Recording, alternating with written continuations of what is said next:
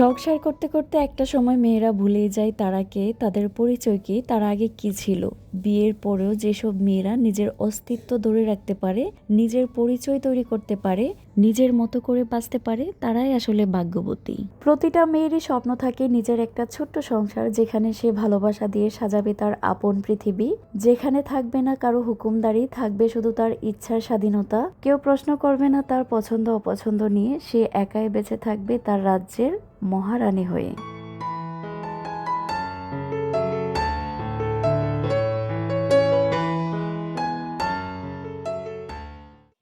আসসালামু আলাইকুম, কেমন আছেন সবাই? আশা করছি আল্লাহর অশেষ রহমতে সবাই খুব ভালো আছেন। আলহামদুলিল্লাহ, আমরাও ভালো আছি। পুষ্প লাইফস্টাইলে নতুন আরও একটি ব্লগ দেখার জন্য আমি পুষ্প সবাইকে স্বাগত জানাচ্ছি। কাছে দূরে, দেশ কিংবা বিদেশ, সবার সুস্বাস্থ্য কামনায় নতুন আরও একটি ভিডিও শুরু করতে যাচ্ছি। আশা করছি বরাবরের মতো আজকের ভিডিওটি আপনাদের কাছে অনেক বেশি ভালো লাগবে। আর সেই ভালো লাগা থেকেই অনুরোধ করব, ভিডিও শুরুতে একটা লাইক দিয়ে ভিডিওটি কন্টিনিউ করবেন, কারণ আপনার ছোট্ট একটা লাইক আমার ভিডিওটা আর অনেকের কাছে পৌঁছে দিতে সাহায্য করবে। আর ভিডিও দেখে যদি মনে হয় চ্যানেলটি সাবস্ক্রাইব করার উপযোগী, অবশ্যই সাবস্ক্রাইব করে দিবেন। তার পাশাপাশি আপনার মূল্যবান মতামত অবশ্যই জানিয়ে যাবেন। আজকে রান্নাঘর থেকে ভিডিওটা শুরু করেছি। রান্না বান্নায় আগে করব, তারপর ঘর গোছাতে যাব। নর্মালি ঘর গুছিয়ে তারপর রান্না বসাই, যেদিন রান্নার চাপটা কম থাকে। আজকে উটের মাংস রান্না করব। উটের মাংস সিদ্ধ হতে সময় লাগবে, তো ভাবলাম আগে রান্নাটা বসিয়ে দিয়ে যাই। ঘর গুছিয়ে আস্তে আস্তে দেখা যাবে আবার উটের মাংস বসালে সিদ্ধ হতে সময় লাগবে। দুপুরের খাওয়া দাওয়া লেট হয়ে যাবে। থালা বাসন ধুতে ধুতেই কিন্তু আমি ডাল বসিয়ে দিয়েছিলাম, ডাল সিদ্ধ হয়ে গেছে। গরম পানি, হলুদ আর লবণ দিয়ে আবারও একটু চুলায় বসিয়ে দিয়েছি। পানিটা আরও একটু শুদ্ধ হলে তারপর ডালটা বাগার দিব। আমি ডাল রান্না করার সময় একটা জিনিস সব সময় খেয়াল রাখি, ডালের স্বাদ বাড়ানোর জন্য জাল একটু বাড়িয়ে দিই, মানে অনেকটা সময় নিয়ে জাল দিতে থাকি, তাতে করে ডালের স্বাদ অনেক বেড়ে যায়। কথায় আছে ডালের মজা হচ্ছে জালে। যত বেশি জাল দিবেন, মানে সিদ্ধ করবেন বা বসিয়ে রাখবেন, তাতে করে কিন্তু ডালের স্বাদও বেড়ে যাবে। আমার রান্না ডাল কিন্তু সবাই অনেক বেশি পছন্দ করে। ডালটা বসিয়ে দিয়ে আমি চলে এসেছি মাংসটা কাটার জন্য। এই জীবনের প্রথম আমি উটের মাংস রান্না করব। বাংলাদেশে থাকতে একবার আমি উটের মাংস খেয়েছিলাম, অনেক মজা। আজকে নিজে রান্না করে পরিবারের সবাইকে খাওয়াবো। সকালে নাস্তা বানানোর ঝামেলাটা একদমই থাকে না, এখানে আসার পর থেকে কিনেই নাস্তা খাচ্ছি। আর এখানে খাবার দাবার একদমই পরিষ্কার, মানে ধুলাবালু মুক্ত, ফ্রেশ একটা খাবার পাওয়া যায়। তো সেটা খেয়ে সকালের নাস্তাটা করে ফেলি। সকালের নাস্তাটা শেয়ার করা হয় না। বাংলাদেশে আমরা যেমন সকালবেলা উঠে রুটির ঝামেলাটা করি, এই দেশে কিন্তু একদমই রুটির ঝামেলাটা করতে হয় না। রুটি একদম ছেঁকা থাকে, এটার নাম হচ্ছে খবুজ। একটা প্যাকেটে 5টা 6টা করে থাকে। মানুষ এনে তারপর বাসায় যদি কোনো তরকারি থাকে সেটা দিয়ে খেয়ে ফেললে হয়। সকাল রাত এটা খেয়েই কিন্তু অনেকে চালিয়ে দেয়। একটা ক্যানের মধ্যে মাছের টুনা থাকে, সেটা এনে গরম করে আমরাও রুটি দিয়ে, মানে খবুজ দিয়ে খেয়ে ফেলি। আর যদি সকালবেলা উঠে এতগুলো রুটি বানিয়ে সবাইকে নাস্তাটা খাওয়াতে হতো, তাহলে মনে হয় আমি রান্নাঘর থেকে সারাদিন বের হতেই পারতাম না, কারণ অনেক থালা বাসন হয়ে যেত। এমনিতেই যে কয়টা থালা বাসন হয় সেগুলো ধুইতে ধুইতে আমার মন মেজাজ খারাপ হয়ে যায়। সত্যি কথা বলতে কি, আমি সংসার জীবনে একা হাতে এত কাজ কখনোই করিনি। আমি যখন থেকে সংসার জীবন চালু করেছি তখন থেকে কাজের খালারা থাকতো, কাজে সাহায্য করতো, তো দুজন মিলেমিশেই করে নিতাম। সেজন্য কিন্তু চাপটা কম হতো। যেমন ওই যে থালা বাসন ধোয়া, রান্না করে কাটাকাটি করা। আর বিশেষ করে আমি যেটা সব সময় বলি, সিজারের পর থেকে বসে কাজ করা আমার জন্য অনেক কঠিন। সেই জন্য কিন্তু খালা রেখে আমাকে কাজগুলো করতে হতো। আর এখানে এসে তো সব কাজ আমি একাই করছি। আমি পাগল হয়ে যাচ্ছি, মাঝে মধ্যে আমার মন মেজাজ ঠিক থাকে না। একদিন ভালো হলে পরের দিন খারাপ, মানে রাগ দেখাতে থাকি সবার সাথেই। এখনো কিন্তু আমার বাচ্চাদের স্কুলে ভর্তি করাতে পারিনি, ওই যে দেশের অবস্থা খারাপ। তো দেখি কি হয়। বাচ্চাদের যখন স্কুলে ভর্তি করাবো তখন কিন্তু অনেক বেশি ব্যস্ত হয়ে যাব। তখন যে আসলে সবকিছু কিভাবে কুলাবো সেটাই আমি বুঝতে পারি না। তারপরে সব সময় আমি আল্লাহর উপরে ভরসা রাখি। এখন যেভাবে করছি তখন হয়তো ওইভাবেই করে নেব। সবাই আমার জন্য দোয়া করবেন, যাতে আল্লাহ আমাকে আরো একটু ধৈর্য শক্তি বাড়িয়ে দেয়। আমরা রক্ত মাংসে গড়া মানুষ, আজ শরীর ভালো তো কাল শরীর খারাপ, এভাবে কিন্তু থাকেই শরীর। অনেক আপুরা বলেন আপু তাড়াতাড়ি ভিডিও দিও, আমারও খুব ইচ্ছে করে সপ্তাহে 2টা 3টা করে ভিডিও দিই। ওই যে 4 বাচ্চা সামলিয়ে, সংসার সামলিয়ে, তারপর ওই যে ভিডিও এডিট করা, তারপর ভয়েস দেওয়া, এই ভিডিওটা কিন্তু আমি রেডি করে রেখেছিলাম। ভয়েস দিব দিব করে কাজের ফাঁকে যেটাকে আমি কখন কমপ্লিট করব সেই সময়টুকু পাই না। আমারও খুব ইচ্ছে করে আপনাদের সাথে সব সময় ভিডিও দিয়ে কানেক্ট থাকার জন্য। ইউটিউব আমার জন্য খুব ভালো লাগার একটা জায়গা।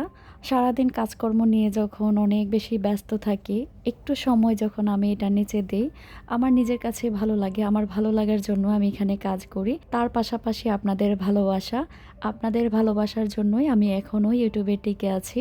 একটা সংসার সামলিয়ে তারপর ইউটিউবে কাজ করা, এটা কিন্তু মুখের কথা না। যতদিন আপনারা আমাকে বোন হিসেবে দেখবেন, আপনাদের ভালোবাসায় আমাকে রাখবেন, আমি ততদিন ইউটিউবে থাকবো। যেদিন থেকে আমার প্রতি ভালোবাসা কমিয়ে দিবেন, সেদিন থেকে আর ইউটিউবে থাকবো না। ইউটিউবের ইনকাম নিয়ে যদি বলেন, ইউটিউবের ইনকাম দিয়ে আসলে কোনো কিছু করার মতো সম্ভব না। কারণ ইউটিউবে যে পরিমাণ টাকা দেয় বা ডলার দেয়, সেটা খুবই অল্প পরিমাণ। কিন্তু এটা ভেবে ভালো লাগে যে আমি একটা যে জায়গায় কাজ করছি, সেখান থেকে কিছু হলেও টাকা আসে। আর সবচেয়ে বড় যে পাওয়াটা, সেটাই হচ্ছে মানুষের ভালোবাসা। আপনারা দেখবেন অনেক অনেক আপুরা আছেন যারা চ্যানেল খুলেছেন, শুধু আপনাদের ভালোবাসার জন্য ইউটিউবের চ্যানেলগুলো ফেলে যেতে পারছে না। আপনাদের সাথে কথা বলতে বলতে কিন্তু আমি রান্নাঘরের অনেক কাজ সেরে ফেলেছি। ডাল বাগার দেওয়া, তার পাশাপাশি মাংসটা কষিয়ে নিচ্ছি। মাংসটা আরও একটু কষানো হলে আলু কেটে রেখেছি, আলুগুলো দিয়ে দিব। গরুর মাংসের সাথে একটু বড় বড় সাইজের আলু খেতে কিন্তু ভালো লাগে। আমি কিন্তু সব সময় মাংস রান্নার সময় যদি আলু দেই, তাহলে আলুর সাইজটা একটু বড় করে কাটি। কে কে আমার মতো মাংসের মধ্যে বড় সাইজের আলু খেতে পছন্দ করেন অবশ্যই জানাবেন। চুলায় তরকারি আর ভাত বসিয়ে দিয়ে চলে এসেছি ঘর গোছানোর জন্য। জীবনের কাজগুলো যদি এভাবে চুটকি সাহায্যে করে নেওয়া যেত, জীবনটা কতই সহজ হতো, তাই না? যারা পরিষ্কার পরিচ্ছন্ন পরিপাটি ঘরে থাকতে পছন্দ করেন, তাদের কিন্তু সারা দিন কোনো অপশন নেই, কাজের পরে কাজ থাকে। বিছানার চাদরটা যদি একটু বাঁকা হয়ে যায়, একটু এলোমেলো হয়ে যায়, চাদরটা পর্যন্ত গোছাতে হয়। মানে বিছানার চাদরটা এলোমেলো হওয়া যাবে না, তার পাশাপাশি ঘরের অন্যান্য কাজ তো আছেই। আমাকে যদি একবেলা না খেয়ে থাকতে দেন, আমি থাকতে পারবো। খাবারের প্রতি আমার তেমন কোনো আগ্রহ নেই। আমি কিন্তু কুয়েতে আসার পর ৩-৪ কেজি ওজন কমেছে আলহামদুলিল্লাহ, যেটার জন্য আমি অনেক দিন ধরে অপেক্ষায় ছিলাম। সিজার করানোর পর থেকে কিন্তু আমি অনেকটাই ফুলে গিয়েছিলাম, আর বিশেষ করে আমার পেট বড় হয়ে গিয়েছিল। সেটা নিয়ে অনেক বেশি দুশ্চিন্তার মধ্যে ছিলাম। পেট বড় হলে বা বুড়িওয়ালা হলে দেখবেন কাপড় চোপড় পরলেও ভালো লাগে না। যত সুন্দর কাপড় পরেন না কেন, পেটটা সবার আগে থাকে। কুয়েতে আসার আগের দিন মেপেছিলাম, তখন আমার ওজন ছিল ৬৬ কেজি। তো এখানে আসার পর আমি ওজন মাপলাম ৬২ কেজি। আসলে বাসায় থাকতে যেটা সামনে পেতাম সেটাই খেতাম। এখানে খাবারটা একদম টাইম মাফিক নিয়ে এসেছি, আর ভাতটাও কম খাওয়ার চেষ্টা করি। ভাত খেলে কিন্তু ওজন বাড়ে, তার পাশাপাশি পেটও বেড়ে যায় অনেক। একটা জিনিস খেয়াল করেছেন, আজকে কিন্তু আমি কাচের চুড়ি পরে সংসারের কাজগুলো করছি। একবার ভেবেছিলাম শাড়ি পরে কাজগুলো করব। আসলে আমরা যেটা চাই সেটা তো আর সব সময় হয় না। সংসার সামলাবো না নিজেকে সামলাবো, আগে সংসার সামলাই তারপর নিজেকে সামলিয়ে নিব। সারাদিনে 1টা ঘন্টা নিজেকে দিতে পারলেই যথেষ্ট। কাজের ফাঁকে অবশ্যই নিজের যত্ন করার চেষ্টা করবেন। আমি কিন্তু এত কাজকর্ম যে করি, নিজেকে একটু হলেও সময় দেওয়ার চেষ্টা করি। যেমন নিজের স্কিন কেয়ার, হেয়ার কেয়ার, বা নিজেকে নিজের মতো করে একটু সময় দিই, যাতে করে আমার মাইন্ড ফ্রেশ থাকে, আমি যাতে সবাইকে ভালো রাখতে পারি। আর বেশিক্ষণ কাজ করলে দেখেছি আমার মন মেজাজ একদম খিটখিটে হয়ে যায়, তখন আর কারোর সাথে আমি ভালো ব্যবহার করতে পারি না। মাইন্ড যখন রিল্যাক্স থাকে, তখন সবার সাথে সুন্দর করে কথা বলতে পারি বা অন্যান্য কাজেও আগ্রহী হতে পারি। প্রথমে আমি ছেলেদের রুমগুলো গুছিয়ে নিচ্ছি, চাদরটা তুলে নিয়েছি। প্রায় 1 সপ্তাহের মতো চাদরটা বিছানো ছিল। এখানে তো তেমন একটা ধুলাবালু আসে না, তারপরও বাচ্চারা ময়লা করে। চাদরটা তুলে আমি ওয়াশিং মেশিনে দিয়ে এসেছি। ঘর গোছাতে গোছাতেই দেখা যাবে কাপড়গুলো ওয়াশ হয়ে যাবে, তারপর আমি মেলে দিতে পারবো। বাংলাদেশের বাসা থেকে শুরু করে কুয়েত আসা পর্যন্ত যারাই আমার এই ফলের ঝুড়িটা দেখেছেন, তারা একটা কথাই জিজ্ঞেস করেছেন, ফলের ঝুড়িটা আমি কোথা থেকে নিয়েছি। ফলের ঝুড়িটা আমি দারাজ থেকে নিয়েছি। দারাজে সার্চ দিলেই কিন্তু এই ফলের ঝুড়িটা পেয়ে যাবেন। সম্ভবত এটার দাম 650 টাকার মতো ছিল। বাংলাদেশের মার্কেট তো মাঝে মধ্যে যখন গিয়েছি ঘুরিয়ে ঘুরিয়ে দেখিয়েছি। আজকে একটু কুয়েতের মার্কেটে যাব, মানে বাসার কাছে একটা মার্কেট আছে, সেখানে যাব কেনাকাটা করার জন্য। আর সবচেয়ে আশ্চর্যের বিষয় হচ্ছে, আপনাদের কিছু জিনিসের দাম দেখাবো, আপনারা দেখলে অবাক হয়ে যাবেন। আসলে এত কম দামে এখানে জিনিসগুলো পাওয়া যায়, আমি নিজেও অবাক হয়ে গেছি। আমার সবচেয়ে পছন্দের জিনিসগুলো এখানে এত কম দামে বিক্রি করে। ইনশাল্লাহ বাংলাদেশে যখন যাব, অনেক অনেক জিনিস নিয়ে যাব, যাতে করে আমার সংসারটা আমি নতুন করে আবার সাজাতে পারি। ছেলেদের রুমগুলো মোটামুটি গুছিয়ে চলে এসেছি আমার বেডরুমে। আমার বেডরুমে এসে রুমটা ক্লিন করে নিচ্ছি। ওয়ালমেটগুলো লাগানোর পর তেমন করে আর পরিষ্কার করা হয়নি, সেই জন্য আজকে গ্লাস ক্লিনার দিয়ে ওয়ালমেটগুলো পরিষ্কার করে নিচ্ছি। আমি আমার আগের অনেক ভিডিওতে বলেছি, হোক সেটা অট্টালিকা বা ছনের ঘর, সেটাকেও যদি আপনি পরিষ্কার পরিচ্ছন্ন করে গুছিয়ে রাখতে পারেন, আর আপনার সংসারে যদি সুখ শান্তিতে পরিপূর্ণ থাকে, এটাই মনে করবেন আপনার অট্টালিকা। অট্টালিকায় থেকেও কিন্তু মানুষের সুখ শান্তি থাকে না, যেটা ছনের গড়ও থাকে। ভালোবাসাটা কিন্তু খুব জরুরি। যেমন স্বামী স্ত্রীর ভালোবাসা, যে সংসারে স্বামী স্ত্রীর ভালোবাসা অটুট থাকে, স্ত্রীর কষ্ট স্বামী বুঝে, স্বামীর কষ্ট স্ত্রী বুঝে, সেই সংসারে কিন্তু কোনো অশান্তি থাকে না, ভালোবাসায় ভরপুর থাকে। স্বামী সন্তান সংসার নিয়ে যদি ভালো থাকা যায়, সুখে থাকা যায়, সেটাই কিন্তু সুখের সংসার, সেটাই হচ্ছে প্রাসাদ। আল্লাহ আমাকে যতটুকু দিয়েছে আমি খুবই সাধারণভাবে জীবনযাপন করার চেষ্টা করি। আর বিশেষ করে আমার মনে কখনোই আমি অহংকার আনতে চাই না, কারণ অহংকার হচ্ছে পতনের মূল। আল্লাহ যখন আপনাকে খুশি হয়ে কোনো কিছু দিবে, সেটা কিন্তু পরীক্ষার জন্য হতে পারে, সেই পরীক্ষায় কিন্তু অবশ্যই উত্তীর্ণ হতে হবে। আমি যখন মানুষের সাথে মিশি, আমার সর্বোচ্চটা দিয়ে মিশার চেষ্টা করি, সবাইকে ভালো রাখার চেষ্টা করি, খুশি রাখার চেষ্টা করি এবং ভালোবাসার চেষ্টা করি। কারণ টাকা পয়সা আজকে আছে কালকে থাকবে না, টাকা পয়সার কিন্তু কোনো গ্যারান্টি নেই, কিন্তু আমার ব্যবহার, আমার কথাবার্তা, সেগুলো কিন্তু সারা জীবন থেকে যাবে। আমার সাথে যেই খারাপ ব্যবহার করুক, আমাকে যেই কষ্ট দেখ, আমাকে একবার যদি সে এসে ডাক দেয়, আমি কিন্তু সব কিছুই ভুলে যাই। আমার মনটা খুবই নরম, কারোর প্রতি আমার কোনো অভিযোগ থাকে না। সেই জন্য কিন্তু মানুষের আঘাতগুলো আমি বেশি পাই। আল্লাহ মনে হয় আমাকে বেশি বেশি পরীক্ষা করেন। এই কয়েক বছরে যারা আমাকে দেখেছেন, যাদের সাথে আমার কথা হয়েছে, পার্সোনালি অনেকের সাথে আমার কথা হয় বা অনেকের সাথে আমার যোগাযোগ আছে, তারা অবশ্যই আমাকে চিনেন, জানেন। আর আপনাদের সাথে তো অনলাইনে পরিচিত আছি। আমি কিন্তু কখনোই কারো মনে কষ্ট দিতে চাই না। যদি কারো মনে কষ্ট দিয়ে থাকি, অবশ্যই মাফ করে দিবেন। কথা বলতে বলতে ঘর গুছিয়ে ফেলেছি, আমার রান্না বান্নাও শেষ। আর তরকারিটা কেমন হয়েছে সেটা একটু দেখাচ্ছি। তরকারিটা অনেক বেশি মজা হয়েছিল, সবাই খেয়ে প্রশংসা করেছে। আর উটের মাংস আমি মনে হয় দ্বিতীয়বার খেলাম, সত্যি খুব ভালো লেগেছে। কুয়েতের ডাইনিং টেবিলের সাথে এখনো আপনাদের পরিচয় করাইনি, যদিও আমি খাবার টাবার আমার ভিডিওতে কমই দেখাই, তারপরও চেষ্টা করব একদিন আমার ডাইনিং টেবিলের সাথে আপনাদের পরিচিত করার। তারপর এটা হচ্ছে সন্ধ্যার সময়। সন্ধ্যার সময় আমি একটু মার্কেটে গিয়েছি, নিজের জন্য কিন্তু এই বোরকাটা কিনেছি। কয়দিন আগেও কিন্তু একটা কিনেছিলাম, সেটা একটু ভারী, আমার কেন জানি পরতে ইচ্ছে করে না, মানে একটু হালকা পাতলার মধ্যে কিনেছি। শুধু হাজব্যান্ডকে বলেছিলাম যে এটা একটু ভারী, আমি পরতে পারবো না, তুমি আমাকে আরও একটা বোরকা কিনে দাও। সে আমাকে এই বোরকাটা কিনে দিয়েছে। এমন একটা মানুষ, যার কাছে আমি জীবনে কোনো দিন মানে না কথাটা শুনিনি, শুধু আমাকে বলেছে হ্যাঁ ঠিক আছে তুমি অপেক্ষা করো, আমি তোমাকে কিনে দেব।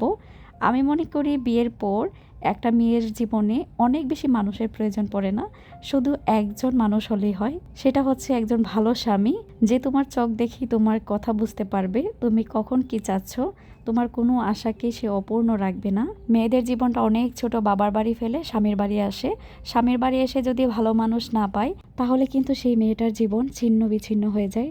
দোয়া করি সব বোনদের জন্য, আল্লাহ যাতে প্রতিটা মেয়ের জীবন পরিপূর্ণতায় ভরে দেয়। বাসার সামনের অপোজিট পাশেই হচ্ছে মার্কেট। আমি যে বোরকাটা কিনেছি সেই মার্কেট থেকে কিনেছি। তারপর কয়েকটা কসমেটিক্স কিনলাম নিজের জন্য। তারপর চলে এসেছি নেস্টো হাইপারে। আপনাদের বলেছিলাম না এখানে একটা মার্কেট আছে নেস্টো হাইপার, লুলু হাইপার। আজকে নেস্টো হাইপারে এসেছি ঘরের জন্য কিছু কেনাকাটা করব। সংসারের জন্য যা যা লাগছে সবকিছু আপনাদের ভাইয়ার দোকান থেকে নিয়ে যাই। আমার কেন যেন অনেকদিন ধরে মনে হচ্ছে যে না, মার্কেটে গিয়ে তারপর আমি কেনাকাটা করব। ভিডিও শুরুতে আপনাদের বলেছিলাম কিছু জিনিস দেখাবো, তার পাশাপাশি সেগুলোর দামও বলবো। এই যে কিচেনের কাচের জারগুলো দেখছেন, কোনোটার দাম মাত্র 200 টাকা, আবার কোনোটার 240 টাকা সাইজ অনুযায়ী। বিশ্বাস করেন আমি অবাক হয়ে গেছি, বাংলাদেশে এগুলো আমি অনেক দেখেছি, দাম বেশি সেই জন্য কিনতে পারিনি। আমি তো ভাবছি বাংলাদেশে যাওয়ার সময় বস্তা বেঁধে সেগুলো আমি নিয়ে যাব আমার কিচেন সাজানোর জন্য। আর এই যে ট্রেটা দেখছেন, অনেক বাড়ির দুই পাশে কিন্তু দুইটা হ্যান্ডেলও আছে। এটার দাম বাংলাদেশি 280 টাকা। এখানে যা দেখছি তাই সত্যি অবাক হচ্ছি আর পছন্দ হওয়ার মতো। আর সবচেয়ে বেশি যে অবাক হয়েছি সেটা হচ্ছে এই অয়েল পটটা দেখে। এই অয়েল পটগুলো কিন্তু অনেক অনেক সুন্দর, কিচেনে তেল দিয়ে সাজিয়ে রাখলে তো কিচেন ফুটে উঠে। অনেক আপুদের বাসায় দেখেছি, আমার ইচ্ছে ছিল কেনার। এটা হচ্ছে 1000 ml। এটার দাম শুনলে অবাক হয়ে যাবেন, মাত্র 400 টাকা, যেটা আপনারা 800 1000 টাকা দিয়ে কিনেন। আর এখানে 28 cm এর কিছু প্যান দেখাচ্ছে যেগুলোর দাম মাত্র 740 টাকা করে। বাংলাদেশে কিন্তু এগুলো 1000 টাকার উপরে। বিভিন্ন দেশের প্রোডাক্ট কিন্তু এখানে আছে, যেমন চায়না প্রোডাক্ট দেখলাম আমরা বাংলাদেশে কিনি, মেড ইন চায়না, সব জিনিসই চায়না পাওয়া যায়। এইসব দেশে যখন পণ্যগুলো আসে ট্যাক্সের খরচটা খুবই কম, 5%, আর আমাদের বাংলাদেশে যখন যায় সেটা হচ্ছে 40%। সেজন্য সব কিছুর দাম কিন্তু ডাবল হয়ে যায়। আমি তো ভাবছি যতবার বাংলাদেশে যাব আমরা 6 জন 50 কেজি নিতে পারলে কিন্তু আমরা 6 জন 300 কেজি নিতে পারবো।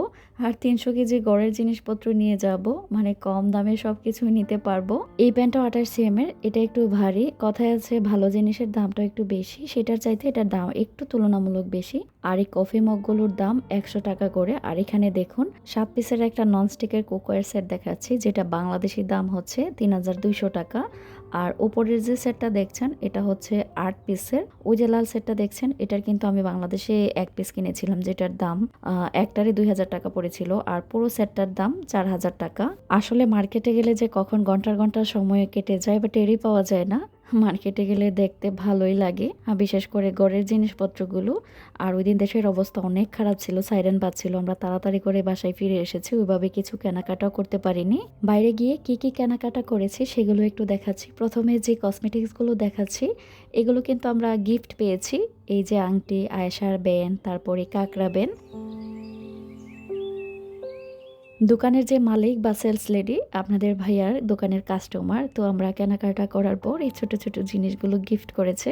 আসলে গিফটের জিনিস হয়, সেটার কিন্তু দাম দেখতে নেই। 2 টাকার জিনিস হলেও কেউ ভালোবেসে গিফট করলে সেটা কিন্তু গ্রহণ করতে হয়। আমার বাংলাদেশে যে কসমেটিক্সগুলো ছিল সেগুলো আমি আনিনি, সব মানুষকে দিয়ে এসেছি। আর 2-1টা সাথে করে নিয়ে এসেছিলাম, সেগুলো দিয়ে চলছি। মনে হচ্ছিল কয়েকটা কসমেটিক্স কিনা দরকার, তো আপনাদের ভাইয়াকে বললাম যে আমাকে কসমেটিক্স কিনে দাও। আয়েশা মনে গাল পিঙ্ক করতে অনেক পছন্দ করে, আর আমিও হালকা পাতলা মেকআপ করার সব সময় চেষ্টা করি। এখানে একটা ব্লাশন আছে, আর আইশ্যাডো আছে, একটা লিপস্টিক, একটা কাজল, আর কিছু টুকটাক জিনিসপত্র। এই কয়টা জিনিসের দাম পড়েছে বাংলাদেশে 2000 টাকা। ব্লাশটা একটু হালকা কালারের মধ্যে নেওয়ার চেষ্টা করেছি, আর কাজলটা খুব ভালো পড়েছে, চোখে দিলে একদম কালো হয়ে যায়। এই মেকআপের আইটেম দিয়ে কিন্তু আমি মেকআপ করেছিলাম, আর একটা শর্টস ভিডিও ছেড়েছি, শাড়ি পরেছি। সবাই কিন্তু খুব পছন্দ করেছেন, অনেক আপুর আমাকে দেখতে চেয়েছেন। ইনশাল্লাহ আর একটু সময় দেন, আমি অবশ্যই ক্যামেরার সামনে আসব। যারা আমাকে দেখতে চান তাদের সাথে দেখা করেই আমি ইউটিউব থেকে যাব। বড় ধরনের মেকআপের আইটেম কিনলে কিন্তু কোথাও গেলে ক্যারি করা যায় না, ছোট মোটো হলে ব্যাগে করে যে কোনো জায়গায় নেওয়া যায়, বা কোথাও ঘুরতে গেলেও সেখানে ক্যারি করা যায়। সেই জন্য এগুলো একটু ছোট ছোট কেনার চেষ্টা করেছি। আর এগুলো হচ্ছে ঘরের বাজার। এখানে নুডলস, পাস্তা, তারপর বাচ্চাদের জন্য বিস্কিট, আর টুকটাক কিছু জিনিস কিনেছি। আর অনেক কিছু কেনার বাকি ছিল, যে সাইরেন পড়ার কারণে দূরে বাসায় চলে এসেছি। পরিস্থিতি আসলে এরকম, যুদ্ধের মধ্যেই বেঁচে থাকা, মানে যুদ্ধ চলছে তার মধ্যে স্বাভাবিক জীবন যাপন করো। আচ্ছা, এখানে আমি একটা কমফোর্ট দেখাচ্ছি, যেটা আমি কাপড় ধোয়ার পর ইউজ করি, যেটা ইউজ করলে কাপড় দিয়ে খুব সুন্দর একটা গ্রান ছড়ায়, তার পাশাপাশি কাপড়ও খুব সফট থাকে। বড় যে বোতলটা এটা হচ্ছে 4 লিটারের, আর পাশেরটা ফ্রি দিয়েছে, মানে একটা ফ্রি সাথে 5 লিটার হয়েছে। এইটার দাম মাত্র, পুরোটার দাম পড়েছে 820 টাকা না 40 টাকা। বাংলাদেশে কিন্তু এই কমফোর্টগুলোর প্রাইস অনেক বেশি। আর এগুলো কাপড়ে ব্যবহার করলে কাপড় অনেক সফট থাকে আর সুন্দর গ্রান ছড়ায়। আর এখানের ওয়েদার হচ্ছে ড্রাই, কাপড়ে দাউনি বা কমফোর্ট ইউজ না করলে কাপড় শক্ত হয়ে যায় বা কুচকিয়ে থাকে, এটা ব্যবহার করতেই হয়। আর আমি তো এই কাঠের চামচগুলো দেখে আর লোভ সামলাতে পারলাম না। কাঠের চামচগুলো কিন্তু মশলাদানিতে রাখলে কিচেনে খুব ভালো লাগে। এখানে 5টা মনে হয়েছে, 5টার দাম মাত্র 100 টাকা। আর এখানে একটা জুসারের জন্য জগ কিনেছি, সাথে 4টা গ্লাস ছিল, মানে মালটার জুস করলে ছেঁকে দিতে পারবো। আর এই হলো আমার সংসারের কাজকর্ম, তার পাশাপাশি সংসারের জন্য কেনাকাটা। আজকের জন্য এখানে বিদায় নিচ্ছি। আপনারা সবাই ভালো থাকবেন, আমিও আমার পরিবারের জন্য সবাই দোয়া করবেন। আল্লাহ হাফেজ, আসসালামু আলাইকুম।